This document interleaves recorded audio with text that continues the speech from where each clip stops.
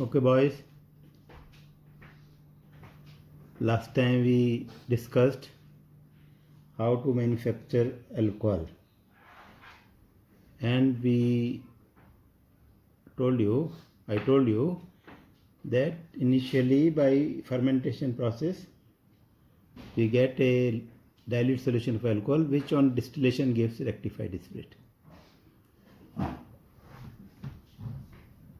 So you should try to recollect what I said last time.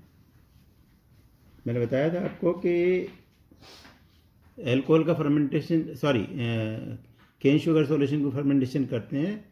जाइमेज और invertase दो enzyme होते हैं जो उसको पहले तो ब्रेक करता है ग्लूकोज में, और ग्लूकोज से जो है डिकम्पोजिशन हो जाता है ग्लूकोज का in presence of जाइमेज, in presence of invertase, और वो एल्कोहल और कार्बन डाइऑक्साइड में बदल जाता है। कार्बन डाइऑक्साइड उसमें बबल करती है तो ऐसा लगता है सॉल्यूशन बॉयल हो रहा है, इसलिए इसका नाम फर्मेंटेशन किया गया। फर्मेंटेशन से मतलब ये होता है लाइक बॉइलिंग, तो उन्हें लगा था कि ये बॉयल कर रहा है तो इसलिए वो उसका नाम फर्मेंटेशन नाम दे दिया। और इसके फर्मेंटेशन से हमने बताया था कि एल्कोहल का डाइल्यूट सॉल्यूशन आ जाता है, और उससे हम एल्कोहल प्राप्त करने का तरीका ये है कि हम उसको डिस्टिल करते हैं। डिस्टिलेशन करने से शुरू में तो मिक्सचर आता है एल्कोहल का और वाटर का निकल जाता है, और लास्ट में एक कांस्टेंट बॉइलिंग मिक्सचर आता है ये जो एक तरह का एक वो है क्या कहना चाहिए, एजियोट्रोप है। तो रेक्टिफाइड क्या है? Rectified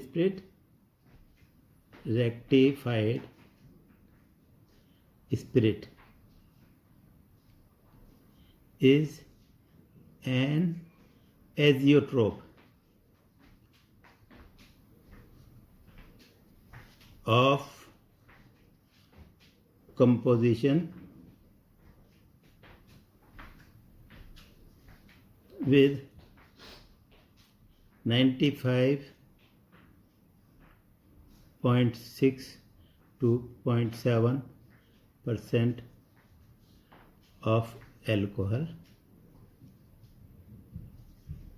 and rest water, which distills over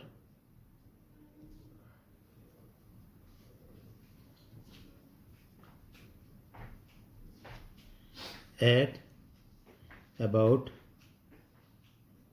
72.1 degree centigrade. अब इसको एजियोट्रोप क्या होता है ये बाद में आप जब आइडियल नॉन आइडियल सॉल्यूशन में या तो पहले पढ़ लिया होगा या आप आगे पढ़ोगे कि ये एक कांस्टेंट बॉइलिंग मिक्सचर जैसे कि प्योर सब्सटेंस बॉयल करता है ऐसे बॉयल करने लगता है, और इनको सेपरेट करना इम्पॉसिबल है साधारण मेथड से। ये मिक्सचर जो है जिसमें इतना 95.6 से 0.7 तो अल्कोहल होता है, और बाकी कितना बच गया? बाकी बच गया 4.3 या 4.2% अल्कोहल वाटर रह गया। वो मिलकर के साथ साथ बॉईल करते हैं और डिस्टिल होकर के 72.1 डिग्री सेंटीग्रेड पे कलेक्ट हो जाते हैं, और उनको साधारण तरीके से सिंपल मेथड से हम सेपरेट नहीं कर सकते हैं। 100% अल्कोहल अगर हमें बनाना है उसको कहते हैं एब्सोल्यूट अल्कोहल। तो to get absolute alcohol, absolute कौन सा होगा?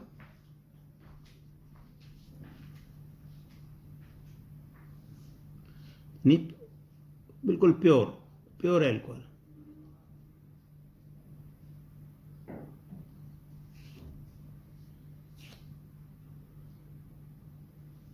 The alcohol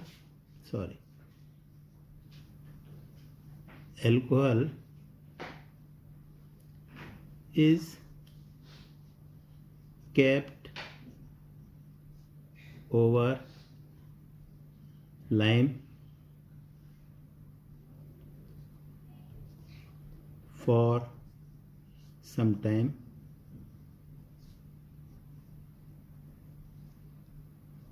and then distilled over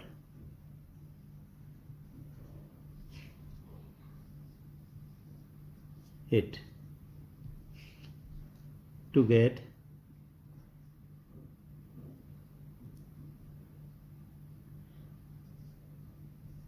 alcohol distills over at 72.2 degree Celsius. Rectified spirit 72.1 पे थी, ये 72.2 डिग्री सेल्सियस पे डिस्टिल हो करके आती है। लेकिन इसको हम काय के ऊपर रखते हैं? लाइम के ऊपर। लाइम का फ़ायदा क्या है? लाइम जो है इसमें जो थोड़ा बहुत वाटर होता है उसको एब्जॉर्ब कर लेती है, और अब इसको डिस्टिल करते हैं तो फिर प्योर आ जाती है। लेकिन ये मेथड एक्सपेंसिव है और इतने उसमें वेस्टेज हो जाती है। तो ज़्यादा अच्छा मेथड क्या है? स्टिल बेटर मेथड क्या है कि इन अनदर मेथड, दूसरा मेथड क्या है?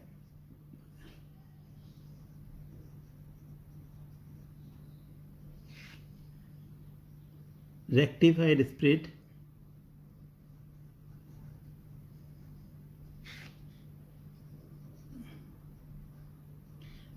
स्पिरिट को थोड़ा सा बेंजीन मिला देते हैं, is mixed with small quantity, very small quantity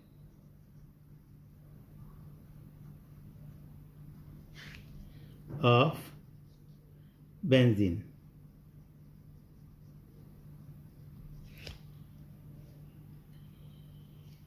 and the mixture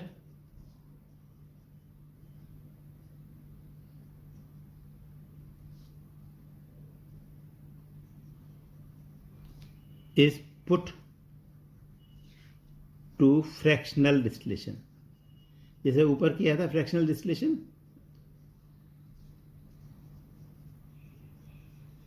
आप जानते हो डिस्टिलेशन और फ्रैक्शनल डिस्टिलेशन क्या होता है? पता नहीं आपने नाम सुना है नहीं सुना है, आजकल प्रैक्टिकल तो कराता नहीं कोई। फ्रैक्शनल डिस्टिलेशन क्या होता है? डिस्टिलेशन का मतलब होता है उसको ऑपरेट करके और दूसरी तरफ कंडेंस करना। अगर प्योर हो तो प्योर कंपाउंड एक तरफ से स्टीम बनता है और दूसरी तरफ कलेक्ट हो जाता है, जैसे वाटर को हम कलेक्ट कर सकते हैं। इस तरह अल्कोहल को प्योर होगा तो इधर हम हीट करेंगे और कंडेंसर के कनेक्ट करके दूसरी तरफ हम प्योर अल्कोहल प्राप्त कर लेंगे। लेकिन अगर मिक्सचर होगा वो तो कई चीज़ों का मिक्सचर होता है, तो अलग अलग चीज़ें जो है अलग अलग टेम्परेचर पे बाहर आती हैं। जैसे मैंने बताया था ना, अल्कोहल और वाटर का मिक्सचर जब हम लाइट डाइल्यूट सोल्यूशन को करते हैं तो पहले तो वाटर और अल्कोहल का मिक्सचर निकलता है, फिर कुछ और अगला फ्रैक्शन आता है दूसरे टेम्परेचर पे, वो उसमें थोड़ा अल्कोहल ज़्यादा होता है, वाटर और कम होता है। लेकिन तीसरा एक लास्ट में रेक्टिफाइड स्पिरिट आता है 72.1 डिग्री सेंटीग्रेड पे, वो तीसरा फ्रैक्शन होता है। ऐसे ही यहाँ पर है, जब हम बेंजीन मिला देते हैं तो फर्स्ट फ्रैक्शन में तो तीनों चीज़ मिलके आती हैं। क्या? During fractional distillation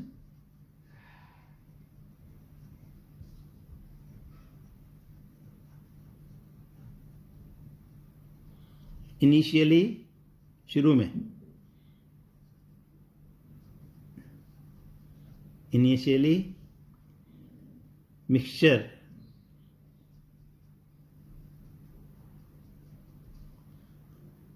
of water, alcohol and benzene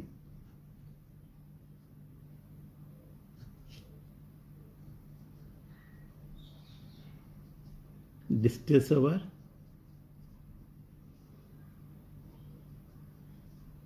at slightly lower temperature and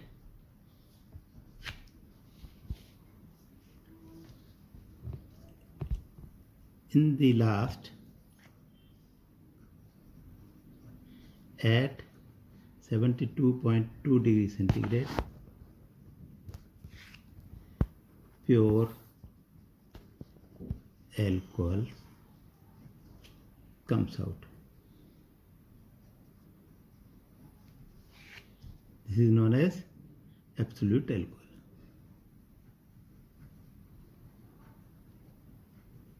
ये एब्सोल्यूट एल्कोहल है जो बाद में आता है। तो ये है एब्सोल्यूट एल्कोहल। पूछा जा सकता है एग्जाम में, how will you get absolute alcohol.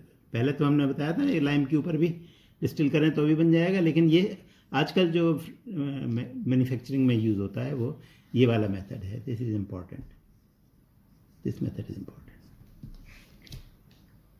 अब ये तो आपका हो गया मैन्युफैक्चरिंग का मेथड। अब मैं कुछ आपको ऐसे इम्पॉर्टेंट मेथड बता रहा हूँ जो कि एग्ज़ाम में बड़े इम्पॉर्टेंट हैं। some other method, some important method, important method of getting primary, secondary and tertiary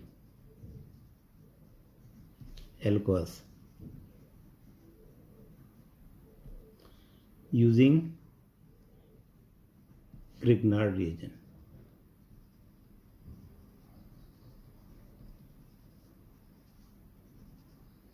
ये मैंने बताया था आपको एल्काइल हैलाइड्स में। उस टाइम ग्रिग्नार्ड रिएजेंट का मैंने बताया था, लेकिन उसका ग्रिग्नार्ड रिएजेंट क्या होता है आप देखना। ग्रिग्नार्ड रिएजेंट क्या होता है देखिएगा, उसमें alkyl magnesium halide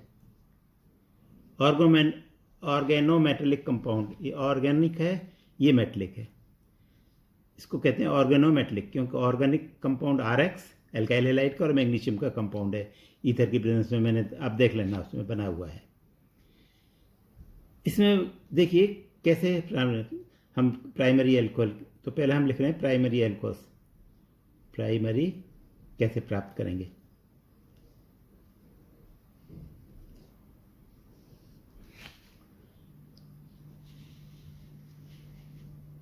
primary alcohols from Grignard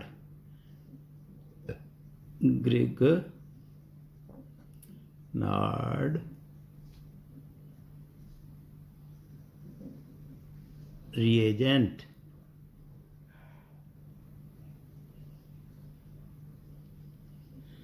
Grignard reagent chemist का नाम है जिसने ये बनाया था। वास्तव में नाम तो इसका एल्काइल मैग्नीशियम हैलाइड है। ग्रिग्नार्ड रिएजेंट क्या है? Alkyl magnesium halide. मैं लिख दे रहा हूँ यहाँ, ये क्या है? ये एल्काइल है ना, ये एल्काइल है, ये मैग्नीशियम, मैग्नीशियम को मैं शॉर्ट में लिख रहा हूँ मैग्नीशियम, और एक्स है हैलाइड।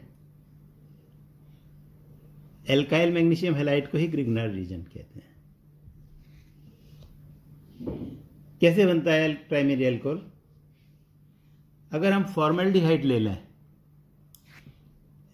फॉर्मल्डिहाइड कैसे लिखते हैं आप देखो, HCHO, 2 CH हैं और एक डबल बॉन्ड O है, ये फॉर्मल्डिहाइड है। फॉर्मल्डिहाइड ग्रिग्नार्ड रिएजेंट से रिएक्ट करता है। ग्रिग्नार्ड रिएजेंट होता है RMgX। इसको बात समझने की कोशिश करो, मैकेनिज्म भी समझने की कोशिश करो, इम्पॉर्टेंट है ये, बड़ा इंटरेस्टिंग है। कैसे? मैग्नीशियम तुम जानते हो इलेक्ट्रॉन रिलीजिंग होता है, मेटल है ना, मेटल तो इसके 2 इलेक्ट्रॉन होते हैं मैग्नीशियम पे, एक तो X के साथ बंधा होता है, एक R के साथ। लेकिन मैग्नीशियम तुम जानते हो इलेक्ट्रोपॉजिटिव है, इलेक्ट्रॉन रिलीज करने की टेंडेंसी रखता है। तो ये क्या होता है कि मैग्नीशियम तो पॉजिटिव बन जाता है, एक इलेक्ट्रॉन इधर आर की तरफ चला जाता है, क्योंकि मैग्नीशियम एल्काइल ग्रुप जो है, जो जुड़ा हुआ है, वो नेगेटिवली चार्ज एक्वायर कर लेता है, मैग्नीशियम पॉजिटिव कर लेता है। ये बात समझ लीजिए अच्छी तरह से, बहुत इंपॉर्टेंट है। क्यों? आर नेगेटिव का मतलब क्या हुआ? इस कार्बन पे नेगेटिव चार्ज है, नेगेटिव चार्ज वाला क्या न्यूक्लियोफाइल कहलाएगा, इलेक्ट्रोफाइल?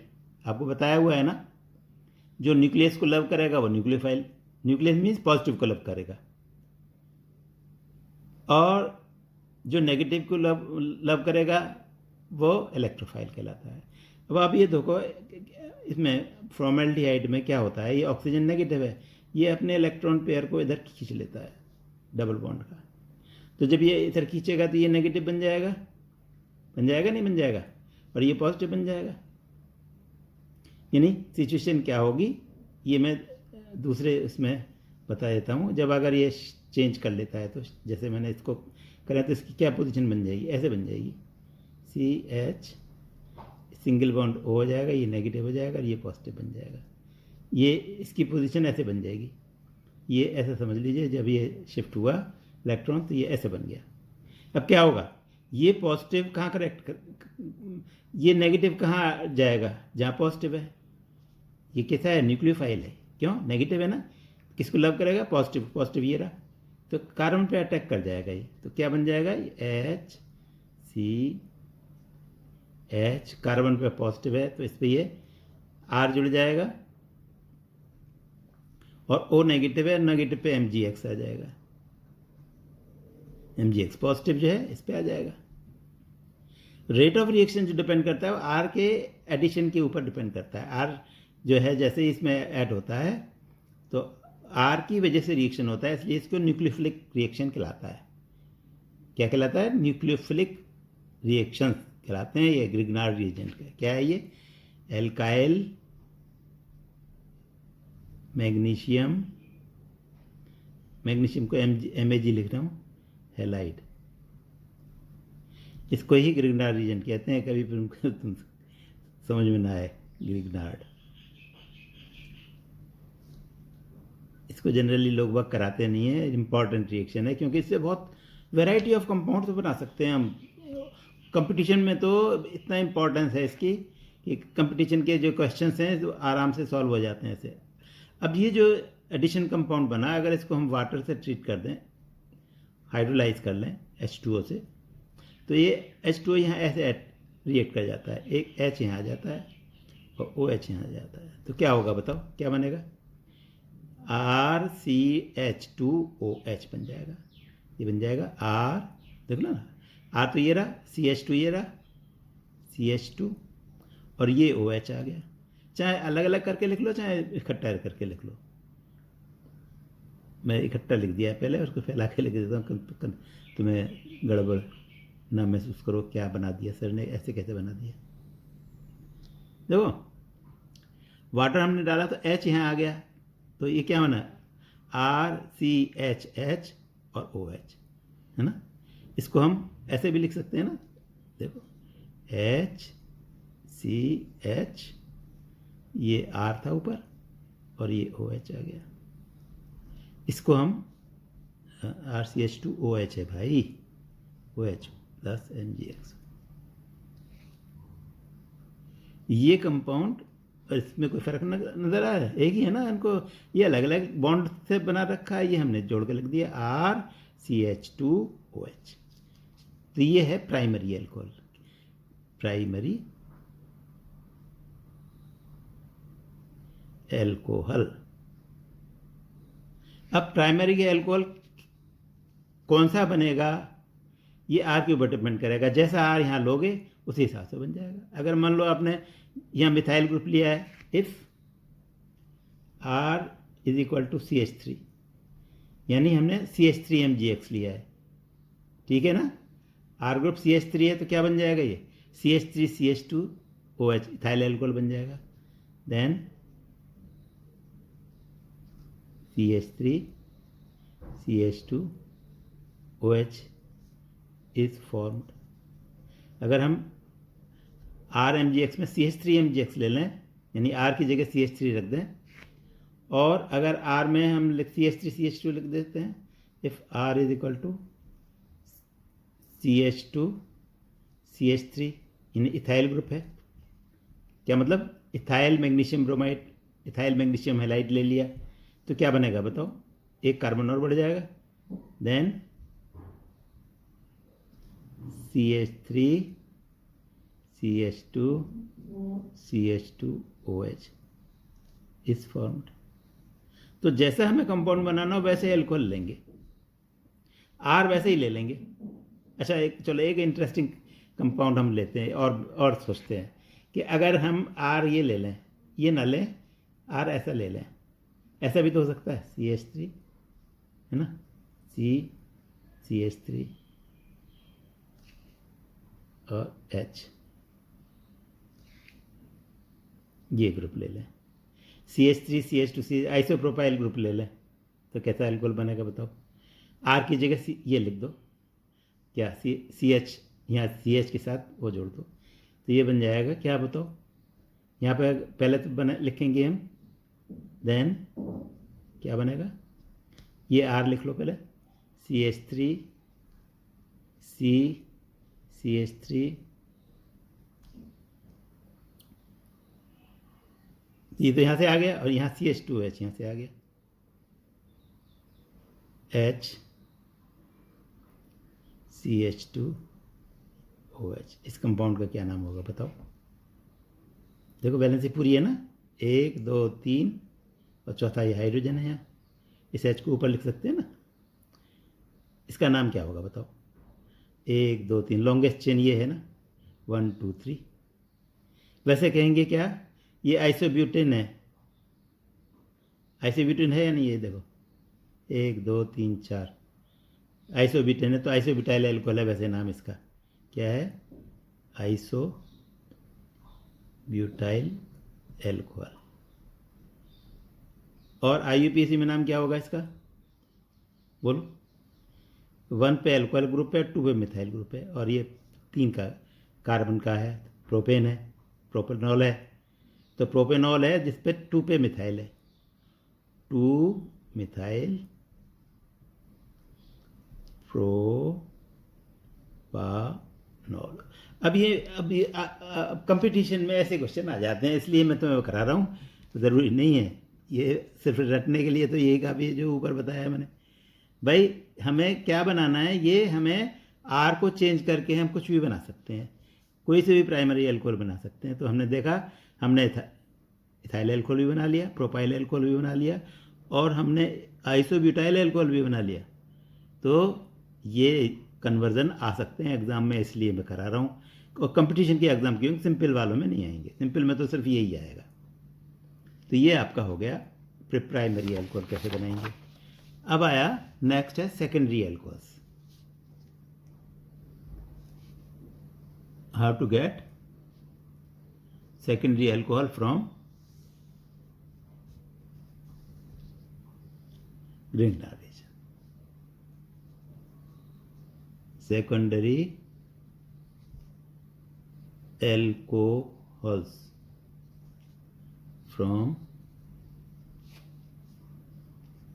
अब मैं Grignard region नहीं लिख रहा हूँ, RMGX लिख रहा हूँ।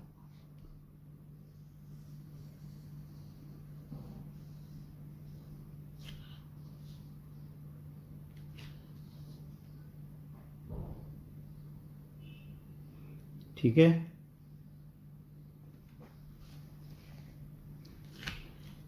अगर हम एसिटाल्डिहाइड ले लें,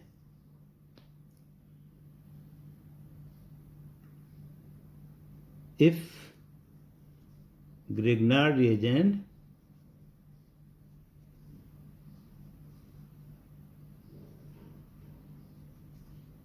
is treated with acetaldehyde, formaldehyde से तो प्राइमरी बना, एसिटाल्डिहाइड से सेकेंडरी बन जाएगा। Secondary alcohols are formed. कैसे, अब ये देखो, इसको भी मैकेनिज्म से आपको आराम से समझ में आ जाएगा। एसिटाल्डिहाइड क्या होता है, CH3 और C HO, ये होता है एसिटाल्डिहाइड। इसमें जब हम RMGX से ट्रीट करते हैं, RMGX मैंने बताया था, RMGX में ये स्लाइटली नेगेटिव होता है, ये पॉजिटिव होता है। और इसमें भी ब्रेक ऐसे होता है, तो मैं इसको ब्रेकिंग को दिखा रहा हूँ यहाँ। इससे क्या होगा, फ़र्क क्या पड़ेगा इससे, जब ऐसे चेंज होगा इलेक्ट्रॉन, CH3 CH यहाँ आ जाएगा और O के ऊपर नेगेटिव आ जाएगा, इसके ऊपर पॉजिटिव आ जाएगा। तो तुम अच्छी तरह समझ सकते हो क्यों होता है ये इलेक्ट्रोमैग्नेटिक इफेक्ट। इसको क्या कहते हैं, शिफ्टिंग होती है, इलेक्ट्रोमैग्नेटिक इफेक्ट। सुन लो, नाम बार बार आएंगे ये। इलेक्ट्रॉन का शिफ्ट होना एक बॉन्ड पे, टेम्परेरी शिफ्ट होना। जब कोई रिएक्टेंट रिएक्ट करे तो वो उसको इंड्यूस कर देता है इलेक्ट्रॉन को शिफ्ट होने के लिए। जैसे RMGX की प्रेजेंस में नेगेटिव आ गया ना, ये नेगेटिव आते ही इसको इंड्यूस कर देगा। RMGX जैसे इस पर अटैक करेगा, फ़ौरन ये एक इलेक्ट्रॉन शिफ्ट कर जाएगा। इसको कहते हैं इलेक्ट्रोमैग्नेटिक इफेक्ट, इलेक्ट्रॉन का मूव होना, है ना। तो इलेक्ट्रॉन इधर मूव कर गया तो ये नेगेटिव हो गया, ये पॉजिटिव हो गया। तो हम ये नेगेटिव क्या है, न्यूक्लियोफाइल किसको लव करेगा, पॉजिटिव को। तो ये न्यूक्लियोफाइल कहलाएगा, न्यूक्लियोफाइल अटैक कहलाएगा। तो क्या बन जाएगा इससे बताओ, जैसे पहले बनाया था। हम इसको पहले लिखेंगे CH3 CH ऊपर है और इस पॉजिटिव पे R आ गया, ये नेगेटिव वाला आ गया और MgX ये आ गया। इसको जब हाइड्रोलाइज करेंगे तो जैसे पहले हमने कराया था, यहाँ पे H यहाँ आ जाएगा,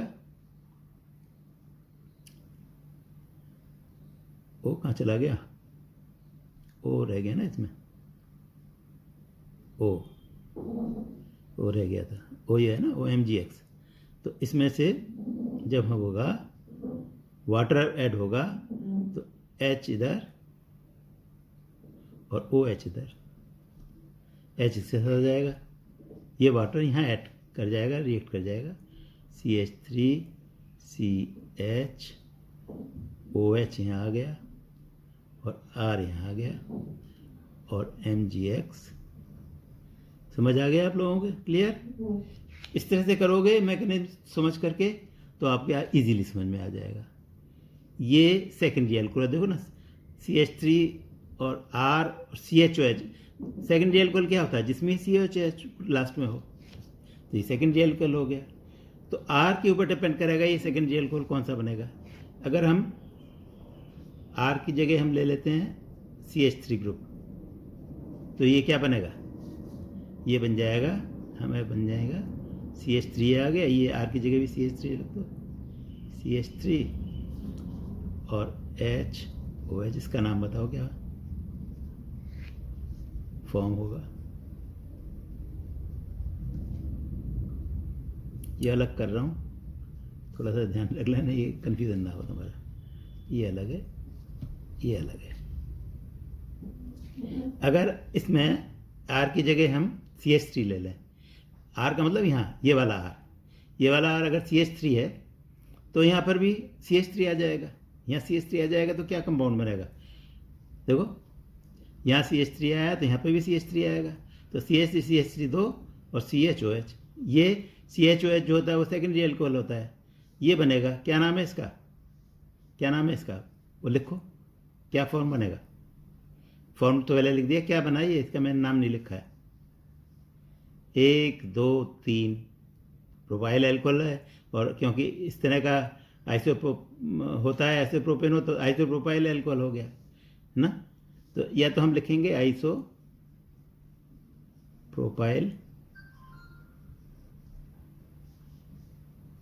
एल्कोहल, और वैसे नाम क्या होगा इसका दूसरा, आइसोप्रोपाइल एल्कोहल इज फॉर्म्ड, या दूसरा नाम क्या है, IUPAC नेम क्या है इसका, इसका नेम क्या है इसका 1 2 3 3 कार्बन का 2 पे एल्कोहलिक ग्रुप है, तो क्या नाम होगा, प्रोपेनॉल 2। ठीक है, सेकेंडरी अल्कोहल बना।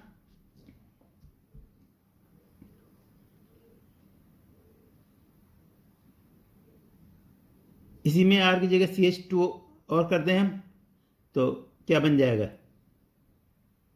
प्रोपेनॉल 2 की जगह ब्यूटेनॉल 2 बन जाएगा। बन जाएगा नहीं बन जाएगा? CH3 की जगह CH2CH3 कर दें। If R is equal to CH2CH3 then compound form क्या होगा? यहाँ लिख लो, इस CH3 की जगह CH2CH3 लिख दो। CH3 यहाँ C, यहाँ पर CH2, यहाँ पे CH3 और यहाँ पर H, यहाँ पे OH। नाम करो इसका 1 2 3 4। नंबरिंग यहाँ से शुरू होगा क्योंकि अल्कोहल ग्रुप इसके पास है ना। 1 2 3 4।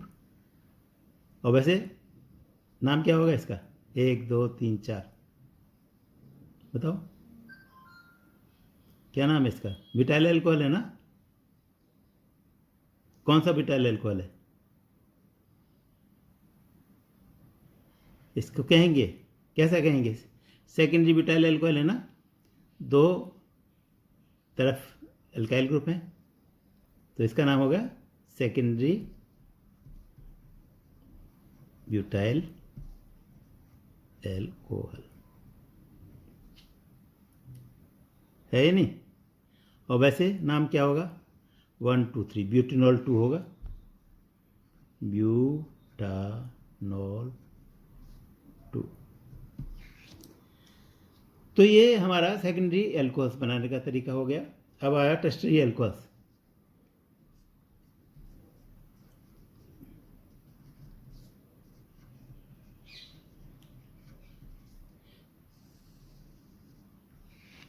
फ्रॉम ग्रिग्नार्ड रिएजेंट यानी RMGX। तो कीटोन्स है ना। If RMGX is treated with ketones, tertiary alcohols are obtained। एक ही एग्जांपल दूंगा, बाकी अपने आप लिखना।